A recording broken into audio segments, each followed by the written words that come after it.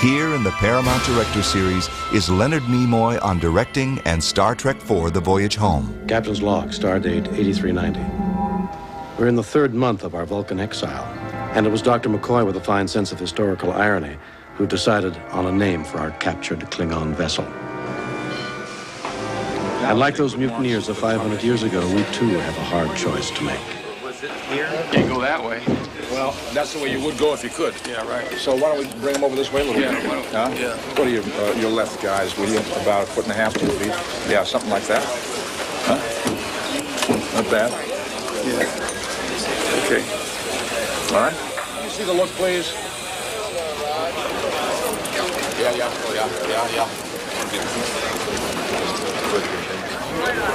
Okay, now the question is, if we're tracking here with Bill, so let me see you do the walk and talk, please. Hold it real quiet, Doug, please. Yeah.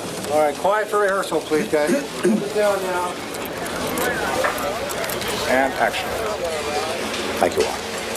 Okay, well, just a second. Let's experiment with the possibility that if you take the walk and take a good, long, healthy pause on the walk back so that you turn back to us for the crew of the Enterprise. See if it'll work, will you? You think it might? So now, let's go to the top of the scene. Marker. Background. Action. Aye, sir. Scott? Aye, sir. Order. Aye, sir. Chekhov. Aye, sir. Sulu. Aye, sir. The record show of the commander and the crew Of the late Starship Enterprise have voted unanimously to return to Earth, to face the consequences of their actions in the rescue of their comrade, Captain Spock. Thank you all. Repair stations, please. And Cap, good for me. Yeah, all right. This is going to be nice. I go back a number of years here at Paramount. First time I worked here was in 1951. I was 20 years old.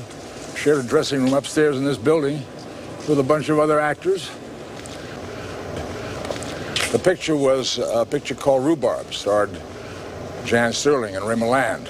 And it was pretty exciting stuff for a 20-year-old kid from Boston. I think it was my second job here in town. I had a couple of lines. Nervous, working with Ray Milland, who just won the Academy Award for Last Weekend. And I think I earned a grand total of about $300 or $400. In 1966, Star Trek went on the air as a primetime television series. And for the first time after 15 years of jobbing around as a freelance and bit actor, I had steady work.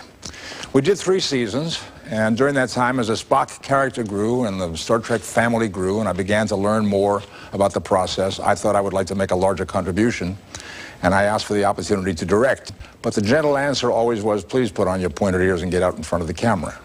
In Star Trek II, Spock sacrificed himself to save the rest of his shipmates, and at the end of the movie, the character was dead, and I thought it was over. Science fiction being what it is, there are always possibilities. The executives at Paramount called me after Star Trek II opened, asked for a meeting, and said to me, we would like to know if you would like to be involved in any way in the making of Star Trek III. And of course, I understood that they wanted me to act again as Spock.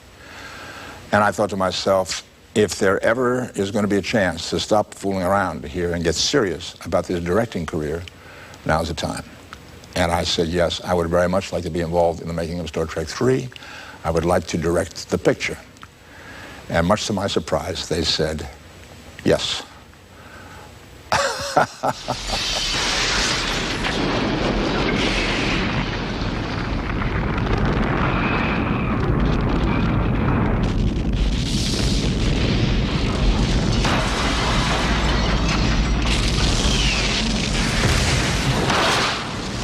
It's a very complicated art form, probably the most complex there is. And the more difficult it gets, the more challenging it gets, the more I come to realize that there's only one way to do it, and that's to surround yourself, as I've been fortunate enough to do, with some extremely talented people. You get the right people, it all comes out just fine. From the time we finished making the Star Trek series in 1968 to the time we made the first Star Trek motion picture, 1979, 11 years had passed, and it took a little time for us to figure out exactly how to do these things. The feeling at first was that television is television, and you can do a certain kind of show and have a certain kind of good time and so forth, but we're going to make movies now. They're going to be big and serious and important, and I think perhaps we took ourselves a bit too seriously. Looking back over the films that we've done now, I think it took us a little time to kind of figure out how to begin to enjoy ourselves. And as each film progressed, I think we learned a little bit more about what we could do in these movies and what the audience would look forward to and enjoy the most in these movies. The first one that I directed, Star Trek III, was sizable in its passion.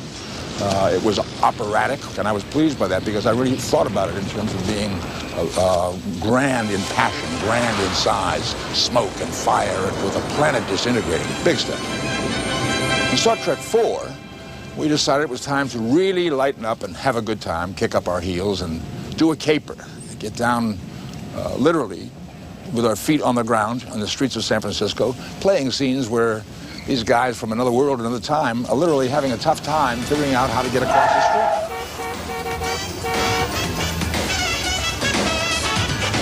In preparing Star Trek IV, it became obvious that we needed control of a large body of water where we could have large special effects sections of whales coming along the surface of the water and diving down into the water and disappearing. And also there was going to be a very large storm sequence when the bird of prey, the Klingon ship, lands in San Francisco Bay.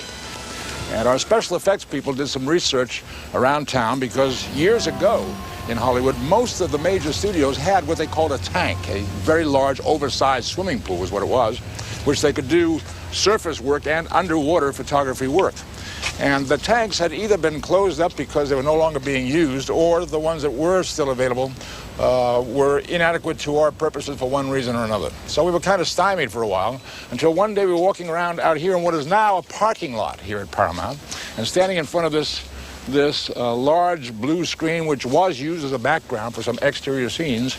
And our special effects people noticed some seams in the ground around here and went back to the original plans for the building of this studio and discovered that the ground that I'm standing on is actually filled in and was a water tank about 15 feet deep years ago. And they used to use it for surface water battles and water scenes and underwater scenes and that sort of thing. And we discovered that we could do an excavation right here on the Paramount lot. And what grew out of that was a show, the kind of which Hollywood hasn't seen in a long time.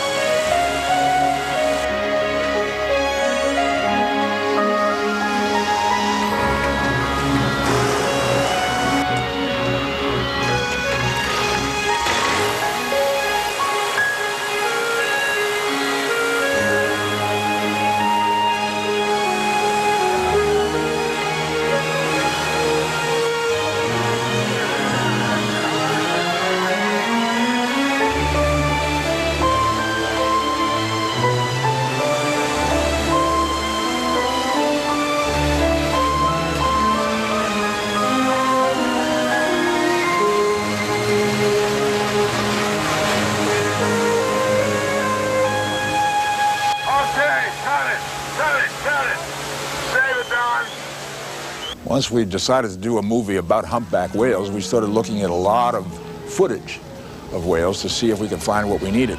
And we talked to a lot of underwater photographers, researchers, people who do that kind of work, who get in the water with whales, if possible, and get footage of them. We looked at their work, and it became pretty obvious we were going to have to create our own, because you just cannot get the kind of footage we needed with an actual humpback. They're too shy.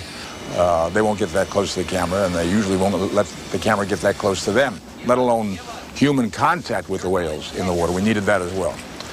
So we hired some very, very talented special effects people. We laid out a sequence of the designs of the types of shots we needed and put them to work to create the footage. Now, in Star Trek IV, about 95% of the footage of humpback whales that you will see is man-made. There are only a couple of shots that are actually humpback whales. I think the work is brilliant. It is of two kinds. There are a couple of very large pieces of what we call mock-up, large sections that look like pieces of a humpback whale, the head, the tail end of it, and so forth.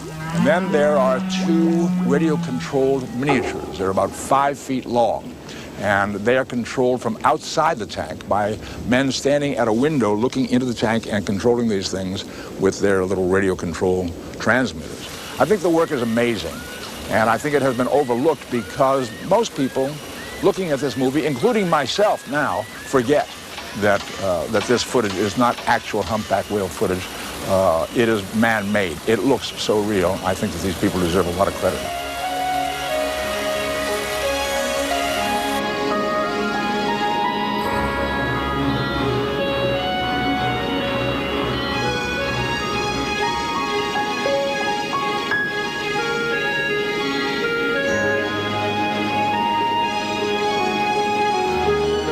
Preparing the story for Star Trek IV, I spent some time with some great scientific minds around the country, and I had some wonderful times with them. To hear these people talk about their concerns for the future of the planet, what they're interested in, what they're watching for, I began to become aware that there was one common concern amongst them all, and that has to do with the ecological system on this planet, the fact that we are losing thousands of species per year.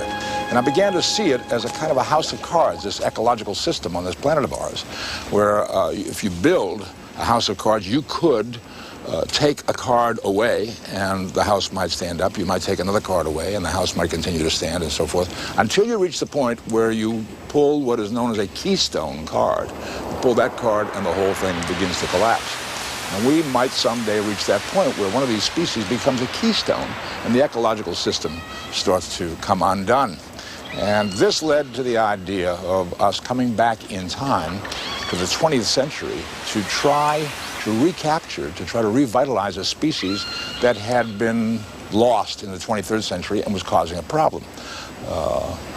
When we struck upon the idea of the whales being endangered and the size of them, the magic of them, and the mystery of their song, the whale's song, which we know about but don't really quite understand, it seemed like we had found a wonderful vehicle for telling this story in Star Trek IV.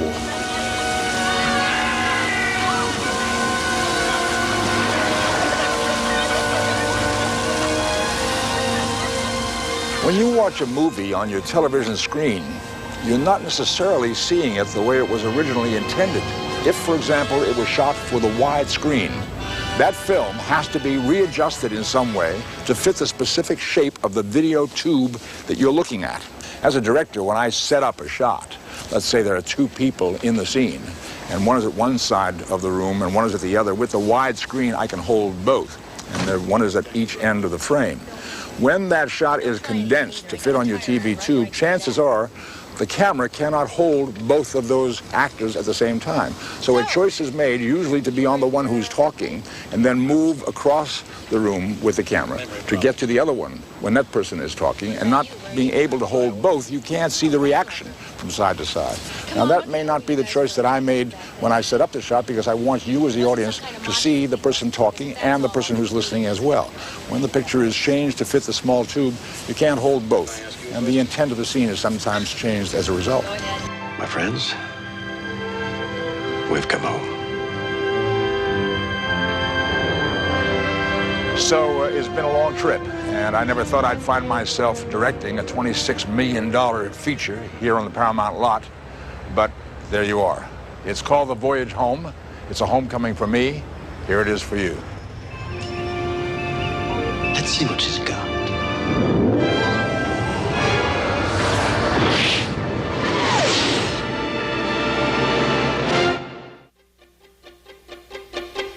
The directing thing is finally the most extraordinary opportunity that I've been given in my lifetime. Leonard Nimoy is part of the Paramount Director Series.